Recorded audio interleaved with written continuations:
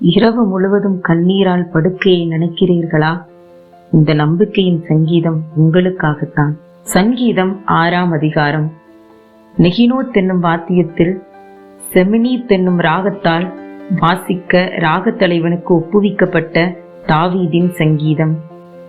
கர்த்தாவே, உம்முடைய கோபத்திலே என்னை கடிந்து கொள்ளாதேயும், உம்முடைய உக்கிரத்திலே என்னை தண்டியாதேயும். என்மேல் இரக்கமாயிரும். கர்த்தாவே, நான் பலனற்று போனேன். என்னை குணமாக்கும் கர்த்தாவே. என் எலும்புகள் நடுங்குகிறது, என் ஆத்துமா மிகவும் வியாகுலப்படுகிறது.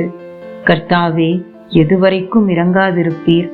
திரும்பும் கர்த்தாவே, என் ஆத்துமாவை விடுவியும். உம்முடைய கிருபையின் நிமித்தம் என்னை இரட்சியும். மரணத்தில் உம்மை நினைவு கூர்வதில்லை, பாதாளத்தில் உம்மை துதிப்பவன் யார்?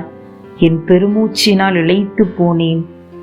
முழுதும் என் கண்ணீரால் என் படுக்கையை மிகவும் ஈரமாக்கி என் கட்டிலை நனைக்கிறேன். துயரத்தினால் என் கண்கள் குழி விழுந்து போயிற்று. என் சத்துருக்கள் அனைவர் நிமித்தமும் மங்கி போயிற்று. அக்கிரமக்காரரே, நீங்கள் எல்லாரும் என்னை விட்டு அகன்று போங்கள். கர்த்தர் என் அழுகையின் சத்தத்தை கேட்டார். கர்த்தர் என் விண்ணப்பத்தை கேட்டார்.